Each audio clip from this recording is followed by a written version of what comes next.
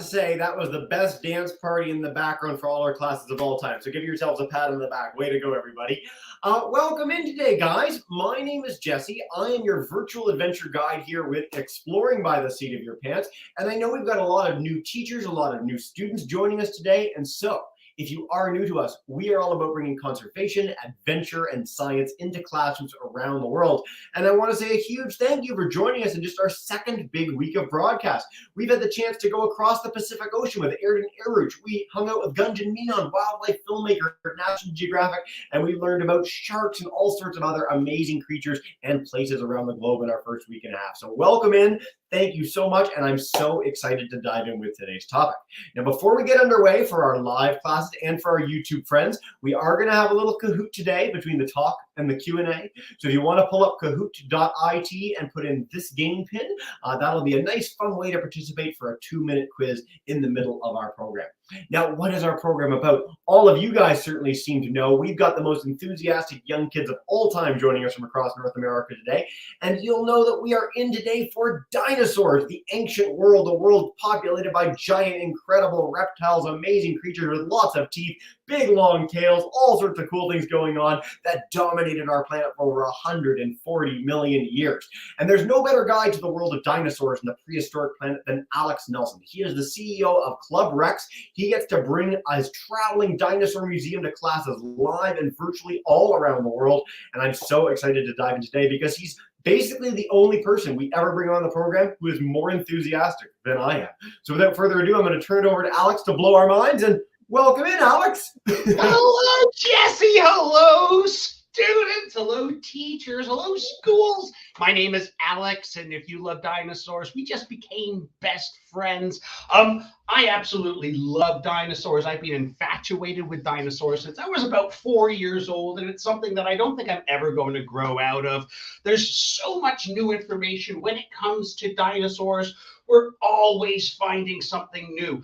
There was just a dinosaur that was named yesterday, and I can't remember. Usually I remember by thinking of Harry Potter spells, but it's not working for me today. But this is another basal theropod that was found in South America. And it's really exciting. All the new dinosaurs that we're always discovering, from China to Canada to North America, places like Mexico and US, throughout Europe and South America.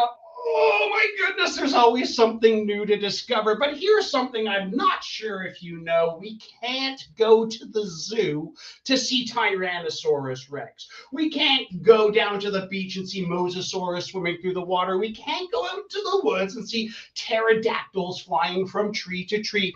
They're all extinct, and this is all leading back to about 65 million years ago. Now, if we travel back in time, I have to apologize. Gas prices being what they are, I can't afford to run my time machine. But if we use the power of imagination, we could think about what planet Earth would have looked like 65.5 million years ago. I want everybody in their classrooms to concentrate as hard as possible. Oh my goodness, concentrate until you feel like you're about to pop something.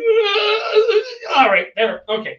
Use your imaginations. I know you're still in your classrooms. I know you're still in your schools. But if we could have traveled back 65 million years, we wouldn't be in a school. You wouldn't be in a classroom. I certainly wouldn't be standing in front of a computer talking to you. What we would see is raw nature.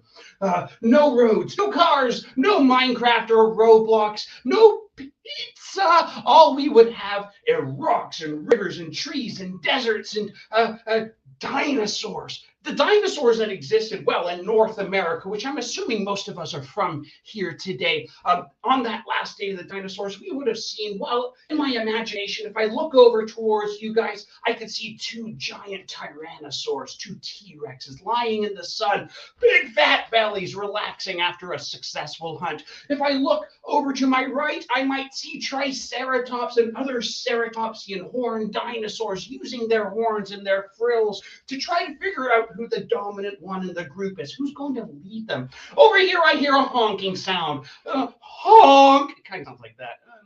Maybe not. What those are duck-billed dinosaurs. Now, I know what you're thinking. If you're picturing a very big duck, that's just a very big duck. Duck-billed dinosaurs do not quack. Duck-billed dinosaurs make loud honking noises by using their resonating chambers inside of their heads. Somewhere behind me are raptors, and we're not going to go over there because I've seen this movie too many times to know that you leave the raptors alone. But I don't want to look around us. I want to look up into the sky. If we looked up into the sky, what we would see above the pterodactyls, above the clouds, is an asteroid, a giant thing that would look like a second moon. That's no moon, my friends. That is an asteroid, a big ball of space junk. Things like dust and rock and ice make up this giant thing, and it crashes right into planet Earth. It hits so hard that it creates this dust cloud that goes up into the sky and blocks out the sun. Now, here's something I've read recently, and I think it's pretty interesting. Paleontologists theorize that if that asteroid was an hour earlier or an hour later, well, that asteroid might have landed out into the middle of the ocean. Dinosaurs might have been just fine. Instead, it landed on the Gulf of Mexico, half in shallow water and half on a sunny beach, which created an awful lot of problems for dinosaurs because all of that sand is what got up into the atmosphere. Volcanoes across the planet start exploding at the same time, releasing more greenhouse gases, releasing more dust into the atmosphere, and the sun gets blocked out. It gets cold. It gets dark. Planet Earth is plunged into darkness. And as we know, plants can't grow in the dark. So plants start to die worldwide. A triceratops is a very large dinosaur that requires an awful lot of food to eat every single day. So when food scarcity happens, Triceratops and other large herbivores start to go extinct. And that goes all the way down the food chain to large Tyrannosaurus rex and other carnivorous dinosaurs. So essentially, dinosaurs got wiped out by a change that happened too quickly for them to keep up with that change. But, my friends, take heed, because technically dinosaurs didn't go completely extinct. A living dinosaur might sound something like this. Behold the mighty chicken, a living dinosaur. All birds are so closely related to theropod dinosaurs. And when I say theropod dinosaurs, I mean Tyrannosaurus rex, I mean Allosaurus, I mean raptors, that we considered birds to be avian dinosaurs. By studying chickens and turkeys, we can learn more about how a T-Rex would move. By studying eagles and owls and hawks, raptors, we can learn about ancient raptors and their hunting techniques. But my friends, what is cooler, a T-Rex or a chicken? I'm going to assume everybody said T-Rex. Yeah, I'm going to assume everybody said T-Rex. Chickens are delicious. But Tyrannosaurus rex is insanely cool. In order to learn about dinosaurs that went extinct at the end of the Mesozoic time period, I need to find fossils. And when I find a fossil, we don't always know what we're finding. We have to use our eyes, we have to use our observation tools to figure out what that fossil is. Sometimes it's easy. If we find a tooth, well, that tooth can help us understand what that dinosaur eats. If I find a sharp and pointy tooth that's shaped like a knife, something that has serrations running up the front and running up the back, I know what that dinosaur ate. This is not a plant-eating dinosaur, my friends. This tooth is designed to catch something that's running away from me. Do carrots run away from you? No, they're so easy to catch. You grab them by the green bit, you eat the orange bit. You should probably wash it first, maybe ask mom and dad before you do that.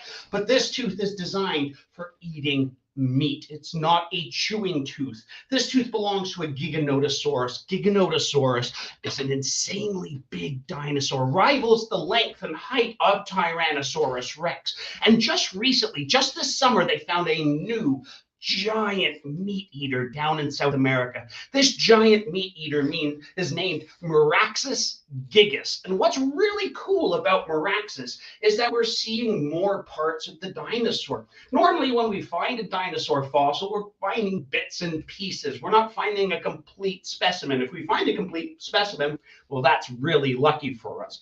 But we're usually just finding bits and pieces, broken bits of a snout, the distal end of a femur, the tip of a tail. But Meraxus shows us a lot more. Meraxus, we see parts of the skull, we see parts of the legs, but more importantly, holy moly, we see their arms. Meraxus gigas is not necessarily closely related to Tyrannosaurus rex, but they did share one thing in common: giant heads, giant legs, giant tails, giant bodies, and super weird teeny tiny arms. And this is what we're seeing with large carnivorous dinosaurs. T-Rex is my favorite dinosaur by far, and it's an incredible hunting machine, but everybody's focused on those little tiny arms. If you were a T-Rex, your arms would only be this big. You wouldn't be able to pick your nose. You wouldn't be able to get things out of your pocket. You wouldn't be able to play video games. Have no thumbs. A T-Rex's arms are, well, small compared to a Tyrannosaurus Rex's body, but I want to show you a T-Rex's arm. T-Rex has a small arm when you compare it to the rest of that dinosaur. But as you can see here, I and a T-Rex have relatively the same sized arms. T-Rex, though, is far stronger. I know what you're saying.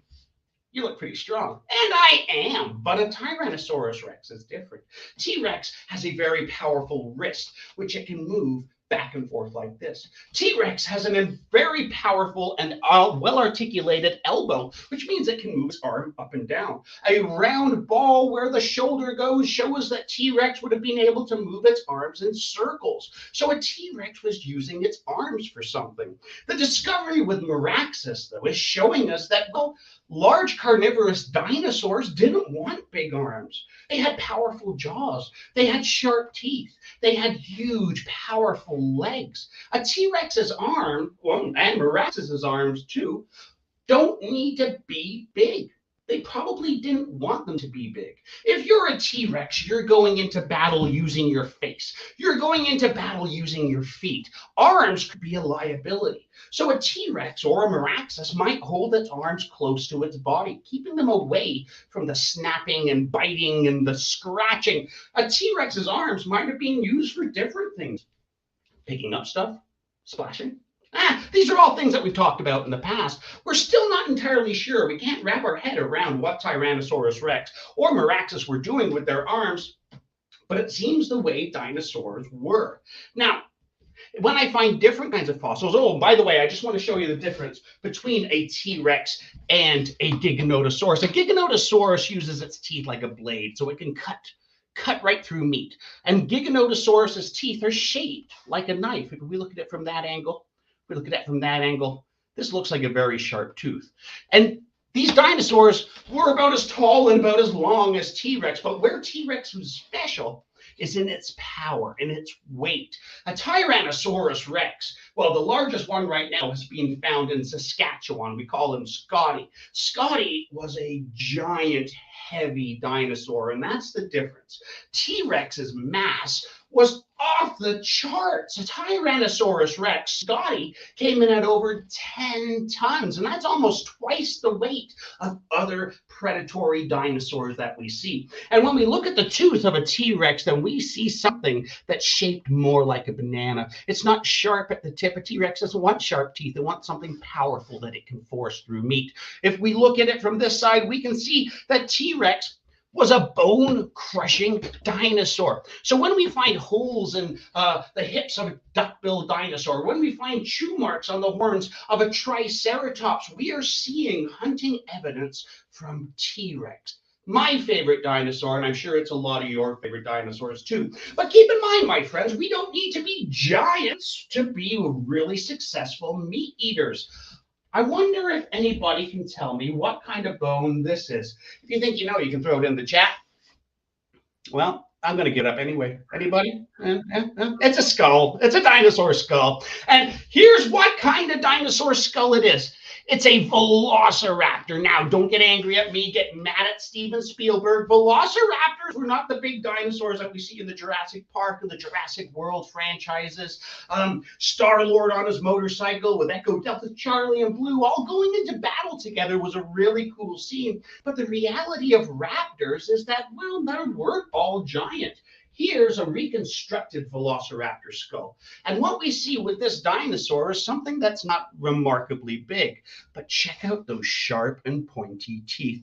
Velociraptor was a really good hunter, using these sharp and pointy teeth to catch on to smaller prey, lizards, rodents, that kind of thing, or possibly using its hunting technique to work as a team in a pack to help hunt some things that were larger. Velociraptor really is a neat dinosaur. If he looks right at you, right at the camera, we can see these are the eye sockets right there. And if I put my fingers in the back of its head, we can see that both eyes are looking at you at the same time. This gives this dinosaur binocular vision. It's seeing how far away its prey animal is, how far it might need to jump through the air to get right at you. Raptors are fantastic animals. Velociraptor might not be a giant dinosaur. It only comes up to about your knee, but it's still a really cool animal. The only place that we find Velociraptor are in places like Asia, Mongolia.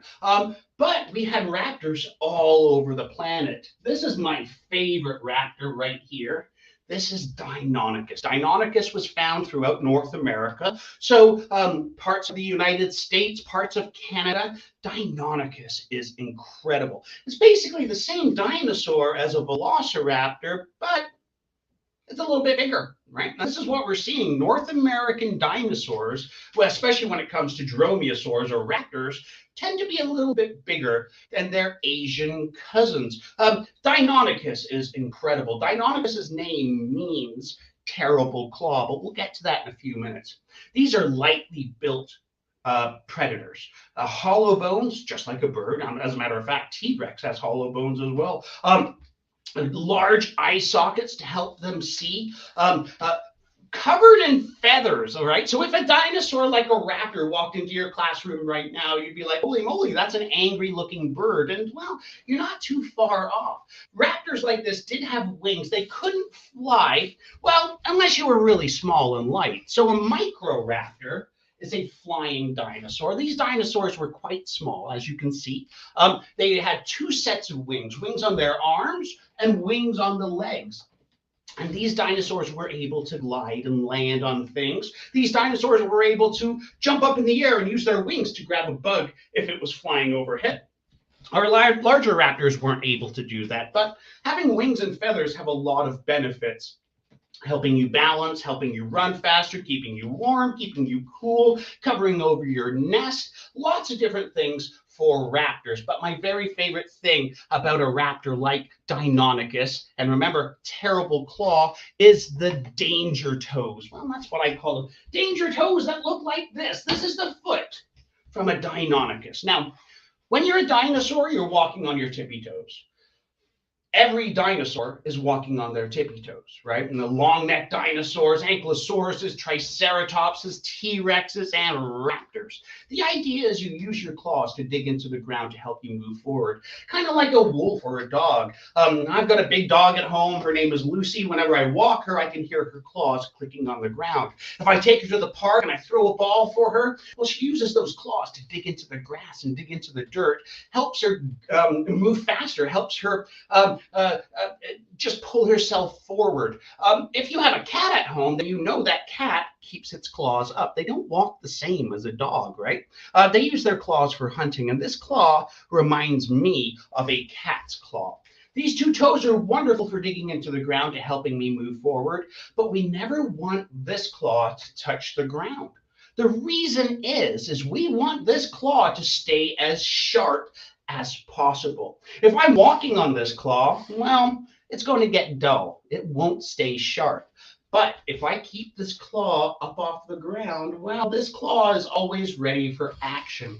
A raptor is able to kick with this toe. So it would go from an upright position all the way down. So the idea is you jump on top of something and you squeeze with that toe. It's kind of the exact same way that an eagle, owl, or a hawk will hunt as well. We've got lots of red tails in my neighborhood, and watch out rabbits, because if they see one, they'll land on it and squeeze with their talons. And raptors from ancient time are pretty similar to that. As a matter of fact, I feel the best way to really understand dinosaurs is to compare them to modern animals. If we see something like a large predatory dinosaur, we could compare that to things like bears or lions. If we see a smaller predatory dinosaur, we could compare that to birds of prey. If we see a long-necked dinosaur, we could compare that to something, say, like a giraffe using its neck to get high up into trees. And it's the same with triceratops. When I think of a triceratops, I think of rhinoceroses. Rhinos. So by looking at all of these ancient animals and comparing them to animals of today, well, we can learn a lot more. And my favorite thing about that is trying to figure out what color dinosaurs were. This is a very tricky thing. A lot of the times we do get soft tissue. And when I say soft tissue, I mean things like this. This is dinosaur skin, and you can see right here, it's covered in dinosaur scales. This comes from a duck-billed dinosaur. As a matter of fact, it comes from a dinosaur just like this. This is Corythosaurus. Corythosaurus is a North American duck-billed dinosaur. You can see its ducky mouth right up here. Remember, it's not quacking. A duck-billed dinosaur might have a duck's bill, but it's these teeth back here that are really interesting. Let me see if I can turn that light a little bit. Oh, that's better. So if we can see the teeth, we can see that they are flat. Oh, they're there. Flat grinding teeth. A big, heavy jaw right there. These dinosaurs are considered to be the cows of the Cretaceous time period. These heavy jaws are perfect for constantly chewing and grinding up that food. Large eye socket right there. And what happens with dinosaurs a lot of the time, I'm going to turn it like this, squish, dinosaurs got squashed, right? All that time underground and all that pressure on top of them does cause distortion when it comes to dinosaur fossils.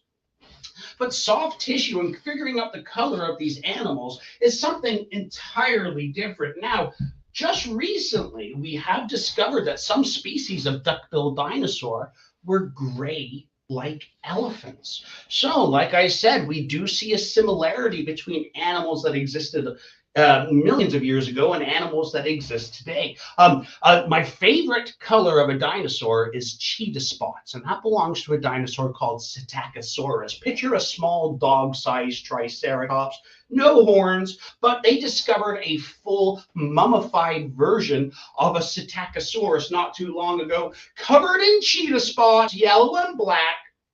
I'm just saying, my favorite way to color a T-Rex is to put tiger stripes on it. It's not based in science. Does it look super cool? Oh boy, does it ever. My other favorite dinosaur when it comes to knowing the color of them is something that was found in Fort McMurray, Alberta, in about 2015. And if we have any friends from Alberta, oh my goodness, you should make it out to the Royal Tyrrell Museum, because what you will see is this. This is Borealopelta. Borealopelta is an armored dinosaur, something like a Ankylosaurus. It's actually a nodosaurus. So this is my Ankylosaurus right here. An Ankylosaurus is an armored dinosaur. Oh my goodness, let's get him up there. And as we can see, there's its eye right at the back, turning him around slowly, nostrils, pick, pick, pick, pick, flick, flick. Right here is the other eye on the other side of its head. So this dinosaur has eyes where our ears are. It's kind of like a teacher. Teachers always know what's going on in their classroom, and it's because they have eyes in the back of their head. Ankylosaurus is kind of the same. It's always scanning the area around it. This dinosaur lived at the same time and place as Tyrannosaurus rex. Check out the armor on top of its head. Dinosaur armor is called scutes or osteoderms when we're talking about Ankylosaurus. But Borealopelta is a little bit different. The main weapon for an Ankylosaurus is a tail club. And a tail club is a wonderful weapon to swing back and forth and try to take out the legs of a Tyrannosaurus rex. Now, Borealopelta, Oh boy, Borealopelta doesn't have a tail club. Notosaurs don't. Notosaurs have a tapered tail at the end. But this Borealopelta did have that armor. This dinosaur fell into some water about 70 million years ago in the great inland sea that covered most of, well, western United States and western Canada. Went straight down through Alberta, through places like Montana and Wyoming. It created the Grand Canyon, but it also created wonderful fossil fields throughout the western United States and Canada. This is where we find so many cool dinosaurs like Triceratops, T-Rex, and the wonderful Borealopelta. Well, this dinosaur floated out into the middle of the water after it passed away. And then at some point it sank, and it sank so fast. So heavy was this dinosaur that it embedded right into the silt and the mud at the bottom of that inland ocean. And there it remained. This is very important. In order to get a great fossil, rapid burial is necessary. If you're a dinosaur and you die out into the open, well, I'm afraid that something else is going to come along and eat you, and you probably won't turn into a fossil. Borealopelta was perfectly preserved, the front half of its body. All of the armor was where it's supposed to be. You could see the pads and the scales on the bottom of its feet. You can even look inside the stomach and see what it was eating, the stomach contents. Also, little gastroliths, stomach stones that it would swallow to help it grind up its food. But what I really love is that we know what color that dinosaur was as well. Borealopelta wasn't green or brown or cheetah spotted. Borealopelta had incredible orangey red armor on its back and a white color on its stomach. So it was counter shaded. It kind of breaks up the pattern of the dinosaur. And this might have helped it as a way to confuse a predator. It might have also been a really wonderful way for this dinosaur to send out a warning to a dinosaur that might try to eat it, a predator that might try to eat it, by showing a bright color, by showing a color that maybe these dinosaurs aren't used to. Well, maybe that would be a good warning. Stay away. Get too close. I've got big spikes on my shoulders. I'm covered in armor. I am a dangerous food source. I often feel bad for T-Rex. Imagine it was lunchtime. You opened up your lunchbox and your sandwich tried to attack you. That's what it's like for predatory dinosaurs. Every time you want to eat, you have to fight. And that's why dinosaurs like T-Rex and Raptors and Allosaurs and Giganotosaurus and Meraxus gigas really kind of capture our imagination, because we have to imagine what it was like for these dinosaurs to exist millions and millions and millions of years ago on the same planet that we are walking today. Dinosaurs are an incredible group of animals, and we're just scratching the surface.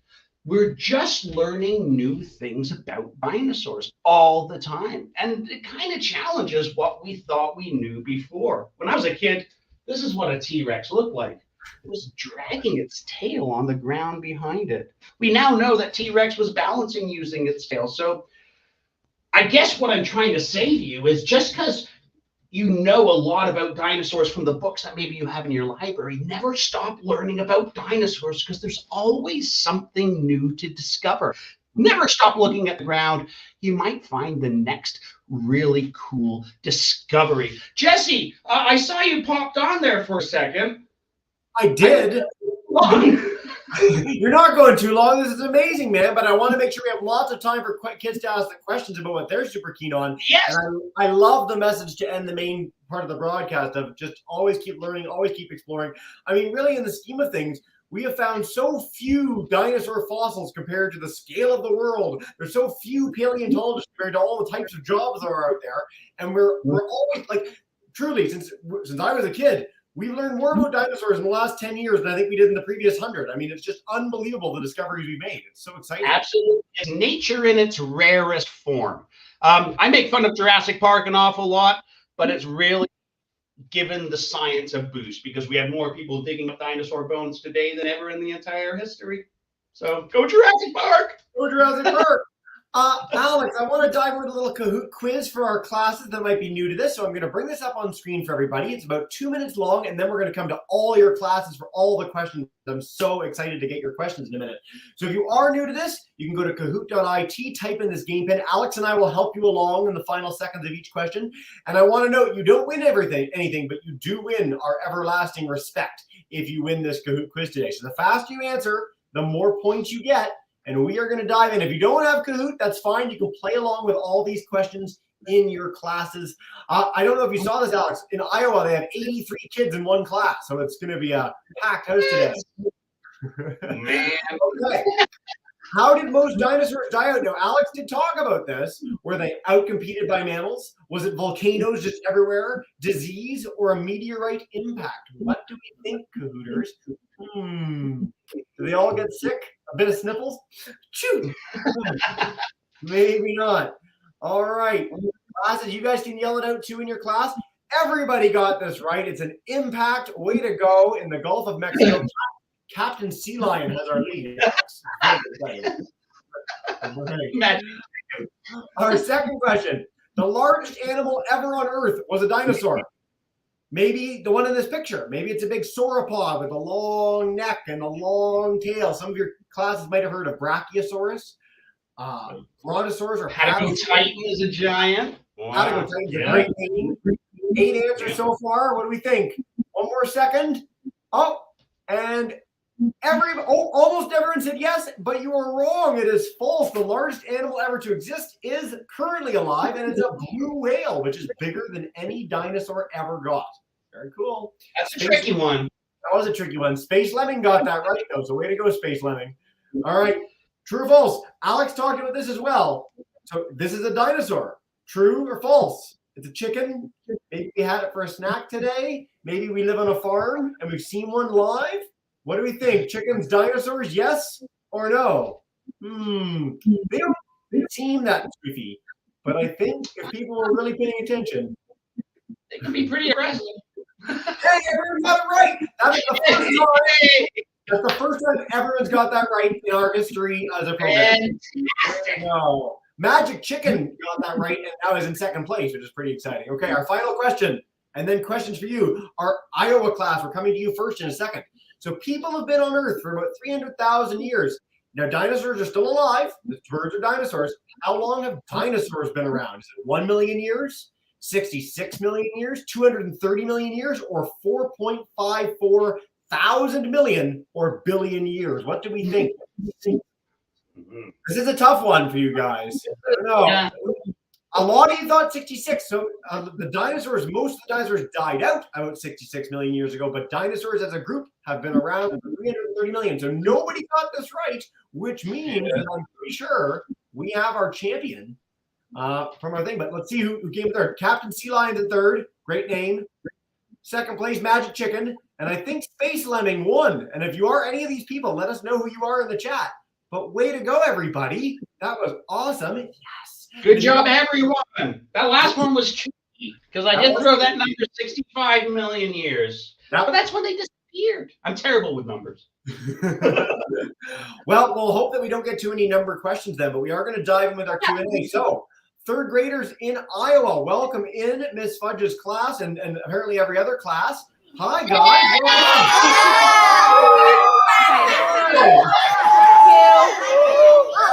Okay.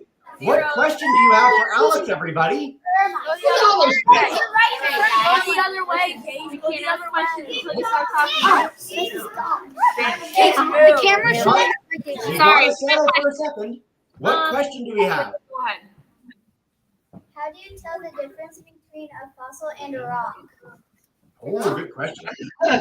Well, I mean, usually you can sell when you find something that it's a fossil. So check this out. This is a Mosasaur vertebrae. So we can see an awful lot of parts to it. We can see the centrum. We can see where the neural spines were. We can see where the transverse processes would have come off. So a lot of the time it's like a visual thing. We can find different kinds of fossils all over the place. Like even this is a fossil here. It's dinosaur poop. So I mean, we got to bring out the dinosaur poop every once in a while. This is called a coprolite, and it's the same kind of thing. We basically look at the shape. I have heard a paleontologist say, and I'm not trying to encourage this at all, but you can tell the difference between a rock and a fossil by licking it. I'm not recommending you go out and lick rocks. Sure, you're not recommending it. Sure. So, but basically, my friends, it's a lot of visual. It's a lot of observation. So, I mean, if you find a fossil, and I do a lot of fossil hunting throughout the Great Lakes area. I live in Niagara, down in southern Ontario. And a lot of the stuff that we find down here is Paleozoic. So by looking and finding some stuff, let me just have a quick look. So here's a wonderful example of some Paleozoic fossils. These aren't dinosaurs. These existed long before dinosaurs, and these are trilobites. You can see them right there. Think of like underwater potato bugs, or the ancestors, or the ancestors of things like crabs and lobsters and that kind of stuff. So it's a lot of the time it's a visual thing, but I mean, this is why it's a great thing to leave to the professionals to go out, because sometimes you might find something and not realize that you found something really, really special. Well, I was going to note that. No, that's a very good question. A great question. And the longer you practice, the better you get. So people that have gone on many fossil expeditions will be a little bit more attuned to seeing those differences than maybe you or I would. But like Alex just showed, there are things like that where it's very clearly a fossil. So great question, guys. All right, Mr. Chris's class, first and second graders in Canton, Michigan. Yes, they were. Basically all of the above, my friend. I mean, some dinosaurs we know were covered in scales. Some dinosaurs, like raptors, we know had feathers on their bodies. It depends on the species of dinosaurs. Dinosaurs were a very diverse group. So a lot of the times when we see things like herbivores or plant-eating dinosaurs, we see scales, just like the scales that I showed you here. Now, a lot of the time people get confused because when we see scales, we assume reptiles. And in order to be a reptile, well, you need to be a cold-blooded animal. Studies lately have shown us that dinosaurs were actually warm-blooded or mesothermic, which means they could they're in the Goldilocks zone. They're not necessarily cold-blooded or warm-blooded, but the theories lately are that dinosaurs survived and were able to spread across the planet because they were able to regulate their temperature, just like a mammal. So dinosaurs had scales. Dinosaurs had feathers. Right now, the biggest argument I can think of is whether or not T-Rex had feathers. I'm not sure. I mean, we see a lot of scale impressions from T-Rexes, but we don't see the entire body. So it's absolutely possible that T-Rexes had feathers along the back. That's a really wonderful question, and it's one of the ones that paleontologists are still arguing about today.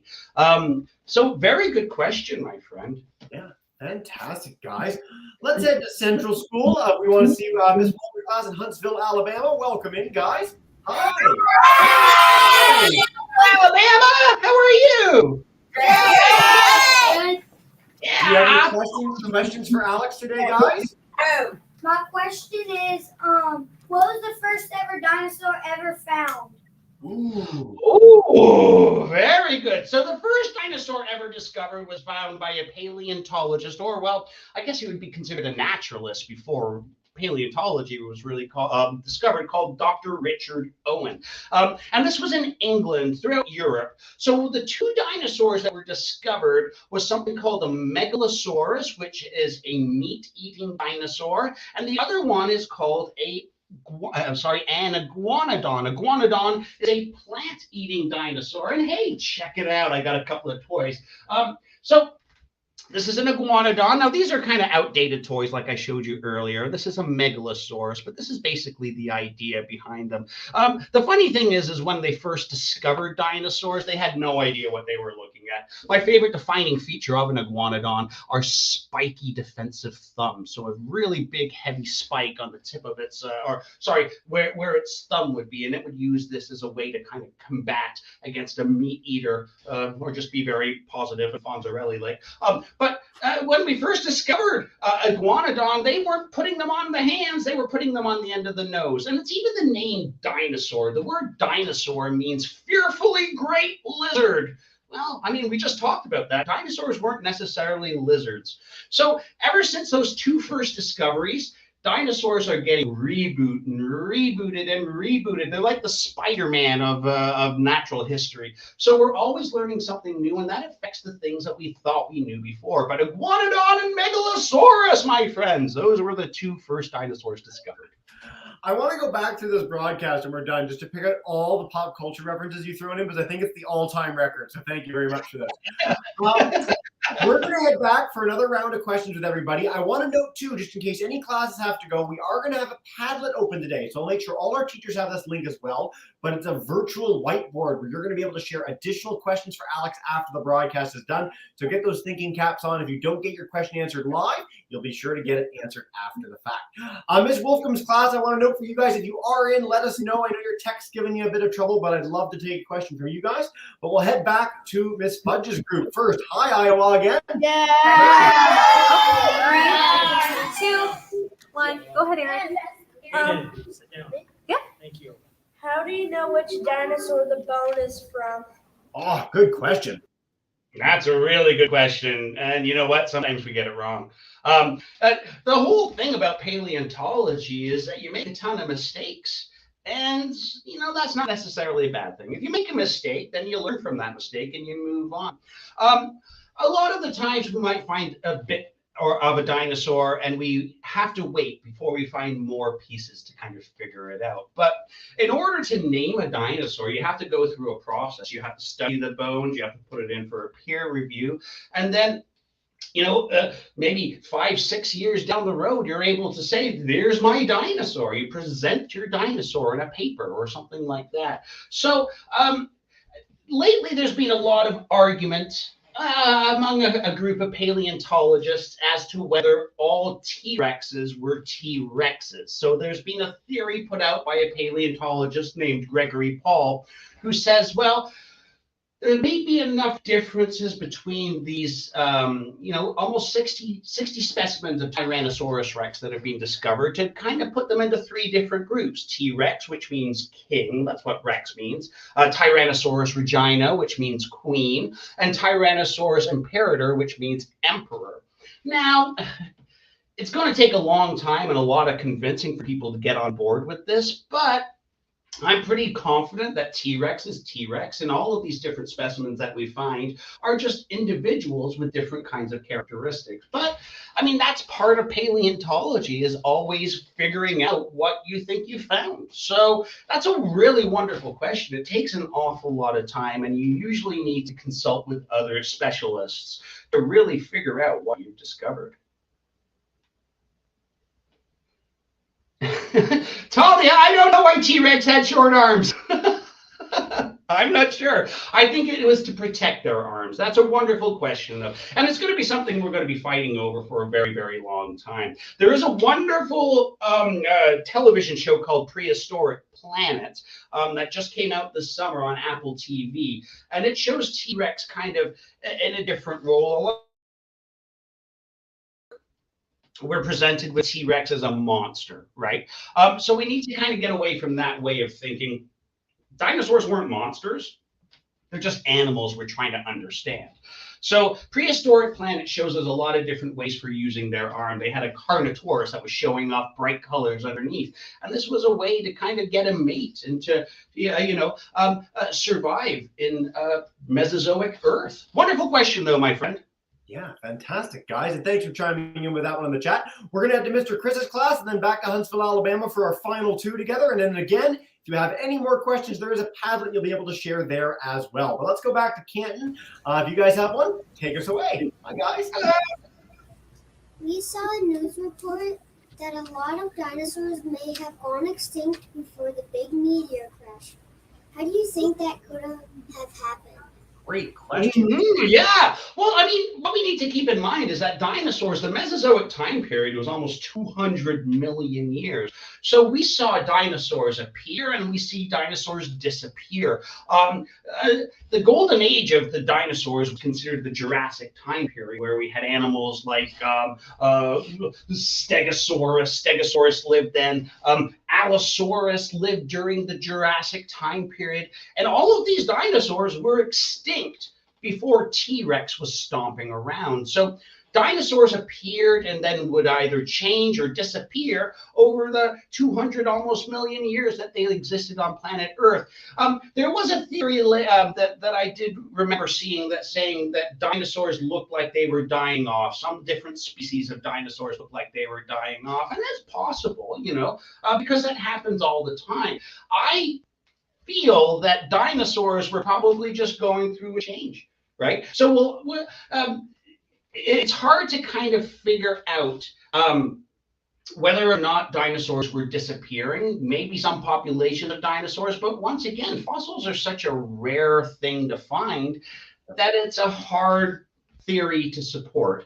I believe that dinosaurs were doing just fine when that asteroid hit, and they probably would have been doing just fine if that asteroid had zoomed on by. So it's an interesting question, though. It's an interesting thing to think about. Well, I was going to say, this is a question not just for students, but I mean, serious scientists for years have been debating these very questions. Like, you can find two scientists in the room that will fight over this question. And this is the nature of science, is that the more we learn, the more that we get answers and build up a picture of what the world was like. So great question, guys. It creates discussion, and that's how we learn. It does. Well, let's end our discussion with one more class from our Huntsville crew, Central School. Do you guys want to come on in? Hey! All right. So Is the turtle a type of animal dinosaur? Ooh, sea turtles. Are they kind of like an animal dinosaur? Are they related? What's the deal? All reptiles and dinosaurs are considered to be archosaurs, but a sea turtle is a reptile, right? A sea turtle is not a dinosaur. Dinosaurs are special. Dinosaurs kind of split off from the group of archosaurs. While reptiles went their way, dinosaurs went the other way. So dinosaurs and turtles and crocodiles, they all existed together on planet Earth around the same time, but they're not necessarily the same kinds of animals. Like I said, dinosaurs, we feel were warm-blooded animals, and they just did a really neat theory just this summer. During the Triassic time period, which is when dinosaurs first started out, it looked like crocodiles and crocodilomorphs were going to be the dominant species on planet Earth. And if you don't know what a crocodilomorph is, imagine a crocodile with long legs that can gallop like a horse. Imagine a crocodile that was about the size of a boar, or the size of a rat, or the size of a Tyrannosaurus Rex and running around on its hind legs. That's what the Triassic was like, and dinosaurs remained relatively small as a way to survive during that time period. And then at the end of the Triassic, all of these crocodiles and all of these variants disappeared. And people were like, well, how did all these animals disappear? But dinosaurs remained, and dinosaurs flourished after all those other animals were gone. Well, the answer is cold. The weather got cold. The planet got cold. And dinosaurs were able to survive because dinosaurs were warm-blooded animals, and some of them had feathers to protect them. Crocodiles weren't able, and all of these different kinds of crocodile variants weren't able to survive because they were cold-blooded animals. So while a sea turtle and a dinosaur probably ran into each other, especially a Mosasaurus, they weren't actually closely related. Very good question, though. Fantastic. Alex, I want to stress for our classes too, if you guys want to look up my favorite creature from that era that wasn't a dinosaur, everyone should look up Archelon, which is the biggest turtle ever to exist and is spectacular. So I'll make sure our classes have that link at the end as well. Guys, we could go all day with dinosaurs, and I love your enthusiasm. You guys are amazing. I will make sure all of you have the Padlet link to share additional questions, and I really encourage you all to check out clubrex.org. We got the chance to hang out with Alex today, but he does much longer programs on specific dinosaurs. If you ever want to reach out to him and have one of those opportunities for your class or classes, I encourage you to check out clubrex.org, because there's no more enthusiastic guide than Alex Nelson. As you know, what we do to end every broadcast, some of our classes are new today, but I'm going to bring in all our groups to say a big thank you and farewell. So Mr. Chris's class, our Central School, and our 83 kids, Mr. Noah, thank you so much.